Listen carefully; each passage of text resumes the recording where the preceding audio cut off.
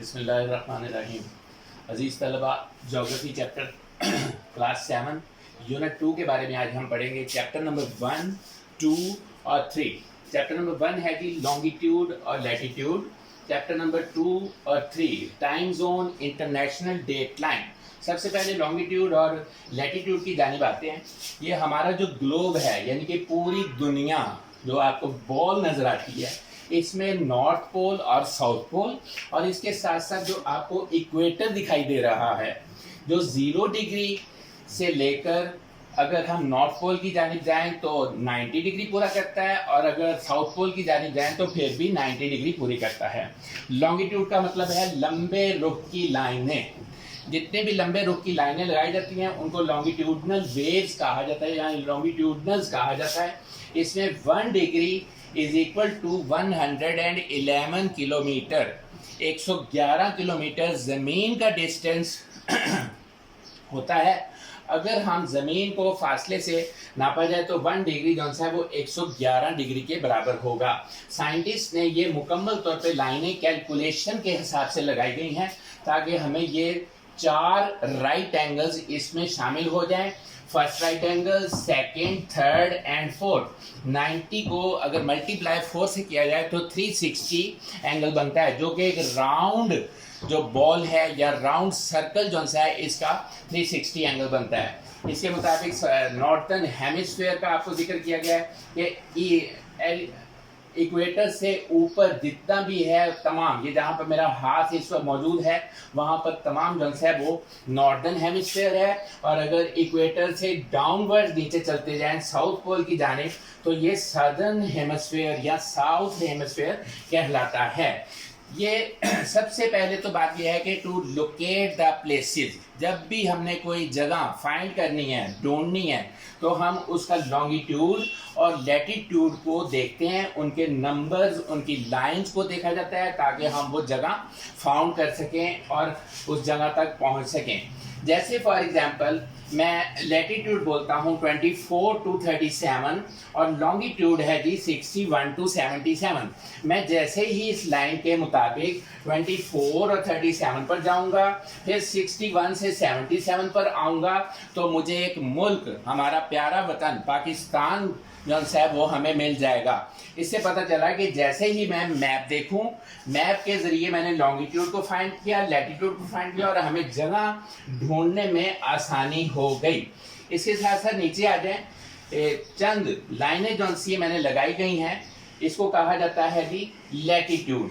ये भी इसी तरह है जी, इक्वेटर 0, इसके बाद 23.5, फिर 66.5, और इसी तरह 90 साउथ, और जिस तरह ऊपर चलते जाएं तो 90 नॉर्थ में है। नॉर्थ और साउथ में एक बात कॉमन है कि यहाँ पे शदीद किस्म की बर्फबारी हुई होती है, और शदीद बर्फबारी की वजह से हम वहाँ पर चल सकते हैं, दौड़ सकते हैं, गाड़ी चला सकते हैं। इतनी हार्ड और सॉलिड बर्फ़ वहाँ पर मौजूद होती है। जैसे ही गर्मियों का मौसम जून, जुलाई, अगस्त का महीना आता है, ख़ास तौर पर नॉर्दर्न हेमिस्फीयर में, तो ये नॉर्थ पोल की बर्फ़ जौन सी है वो मेल्ट होना शुरू हो जाती है, और हमारे ओशंस में ये बर्फ़ जौन सी है वो मेल्ट होकर आ जाती है, जिससे हमारा मौसम भी जौन सा है वो टेम्परेट हो जाता है या मॉडरेट हो जाता है। इसी तरह अगर साउथ पोल की बात की जाए तो हमारा जो 7th कॉन्टिनेंट एंटार्क्टिका मौजूद है, ये भी बर्फ़ से है। यहाँ पर टेम्परेचर जो है वैसे तो रिकॉर्डेड टेम्परेचर -89 डिग्री सेंटीग्रेड है,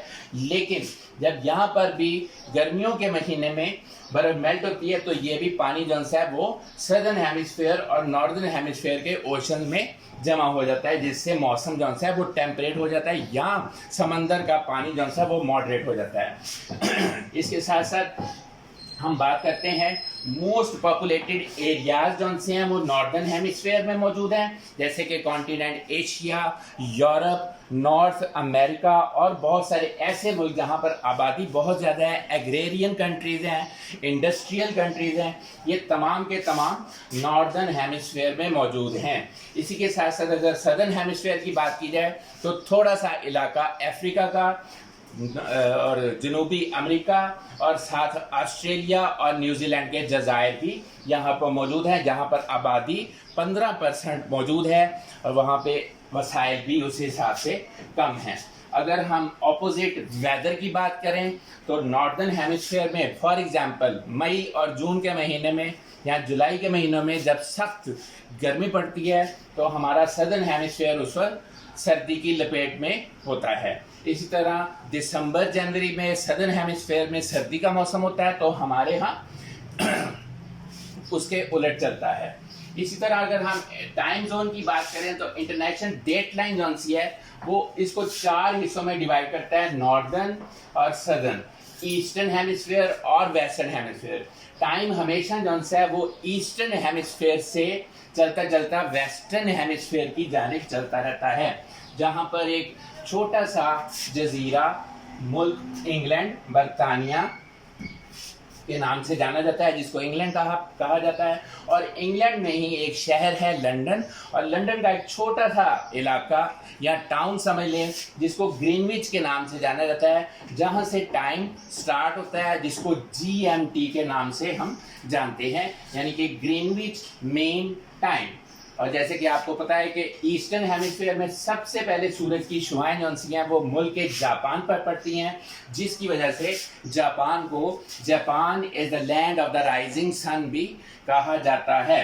मोस्ट पॉपुलेटेड एरियाज आपको बयान कर दिए, हेमिस्फीयर नॉर्दर्न पोल की बयान कर दी, ऑपोजिट वेदर आपको बता दिया, टाइम जोन के मुतालिक थोड़ी सी इंफॉर्मेशन दी, बाकी थोड़ी सी रीडिंग आपने खुद भी करनी है।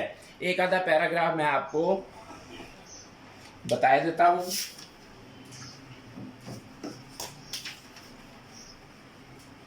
पेज नंबर 40 यहां पर लिखा हुआ है जी, what are lines of latitude and longitude.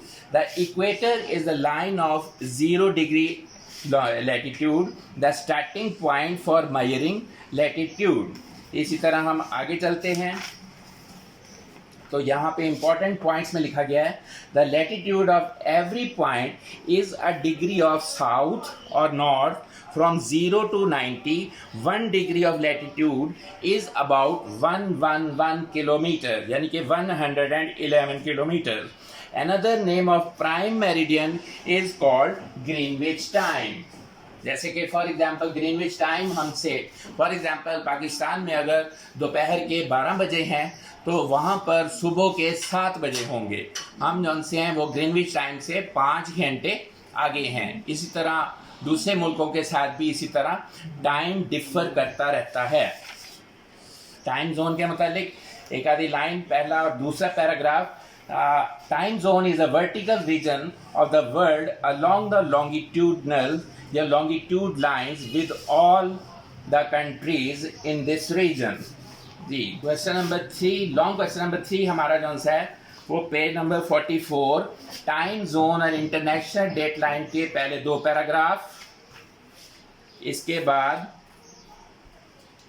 Long question number 4 page number 45, the international date line first 2 और 3 paragraph, the international date line से लेकर पॉलिटिकल बॉर्डर्स ऑफ कंट्रीज तक, ये हमारा लॉन्ग क्वेश्चन नंबर 4 होगा। इसके साथ हम पेज नंबर 48 पर आ जाए। हेमिस्फीयर के बारे में जो ईस्टर्न हेमिस्फीयर और वेस्टर्न हेमिस्फीयर के बारे में आपको बताया गया है, ये लॉन्ग क्वेश्चन नंबर 6 के पहला, दूसरा और 3 paragraph, the hemisphere of the earth से लेकर prime meridian and east of the 180 degree meridians तक पहुंच जाता है। इसके साथ साथ जो आखिरी पैगाम मैं देना चाहता हूँ वो यही है कि जी कोरोना वायरस के हिसाब से साफ सुथरे रहिए, अपना ख्याल रखिए, अपने बड़ों का भी ख्याल रखिए, और तमाम लोग जो से हैं वो सेहतमंद रहने की आदत डालें।